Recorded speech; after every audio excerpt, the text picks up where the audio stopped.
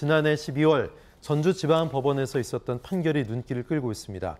2009년부터 무려 10년 동안 고의로 교통사고를 낸 40대 여성에 대해서 선고가 있었습니다. 어떤 내용입니까?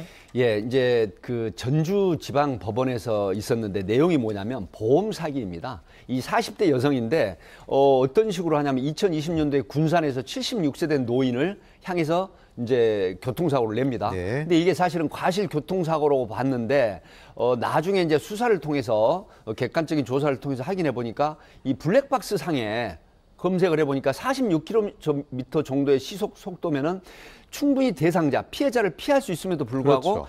핸들을 피해자 쪽으로 하면서 그대로 꺾어버립니다. 그래서 돌진을 해서 사망사고를 일으키는데 또 이제 노림수가 있었습니다.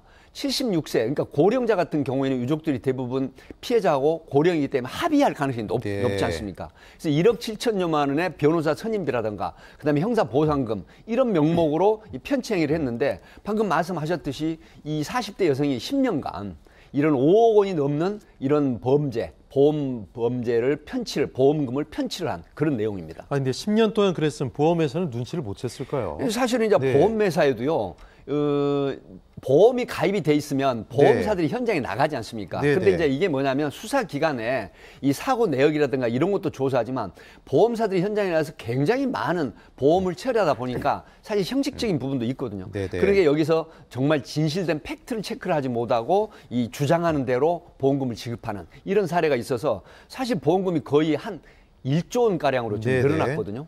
이런 부분이 심각한 상태다 이렇게 말씀을 드릴 수 있습니다. 경찰은 단순 치사였는데 검찰에서 보험 사기로 기소했습니다. 결정적인 증거가 또 있었습니다. 네, 그런 거였습니다. 앞에서 제가 말씀드린 것처럼 이제 교통사고 처리 특례법에 의해서 합의를 했으면 보통 네네. 예, 보험에 이제 들어갔으면 공소권 없으면 처리를 하는 경우가 있고 예. 뭐 12대 항목이면 이제 입건을 하지 않습니까? 네. 기소를 하는데 방금 말씀드린 것처럼 블랙박스, 그다음에 이 통화 내역 그리고 보험을 무려 50여 개가 넘는 보험회사에 가입을 했단 말이죠. 예. 그러면 이거는 보험 편취의 의사가 있다.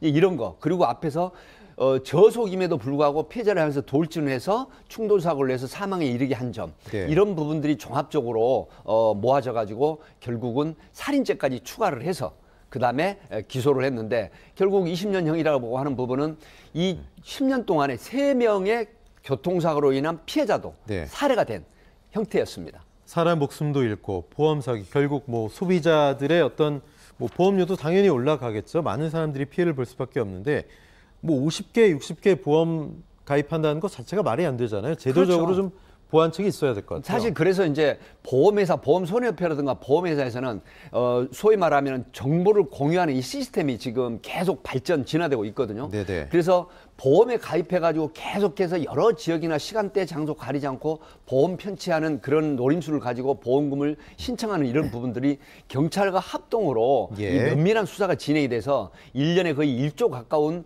보험 그 편취를 막아야 된다 하는 예. 게 지금 시급한 그런 내용이고 국회에서도 지금 보험특별방지법 개정안이 2년째 계류되고 있는데 네네. 사실 1인당 국민이 20만 원 넘는 돈을 보험 사기꾼들에게 주고 있다는 이런 통계도 있거든요. 네네. 그래서 상당히 국민들에게 피해를 주는 이런 심각한 보험 범죄다 이렇게 봅니다. 예.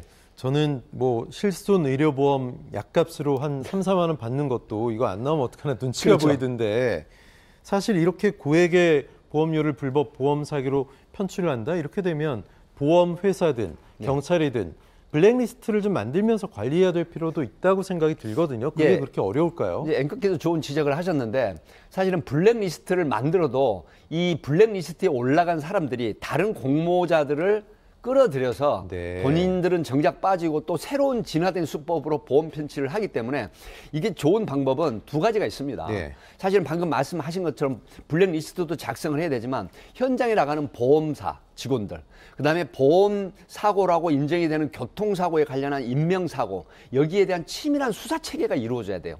그리고 이제 마지막으로는 뭐냐면은 이 보험 편취에 대한 액수 처벌을 글자 그대로 금지 규정에 의한 처벌 규정한 대로 처벌을 함으로 해서 경각심을 주는, 그래서 보험 편취에 대해서는 상당히 두려움을 갖게 하는 이런 세 가지 구조가 결국은 보험 범죄를 줄이고 국민들에 대한 피해를 줄이는 방안이다. 이렇게 분석을 하고 있습니다. 네.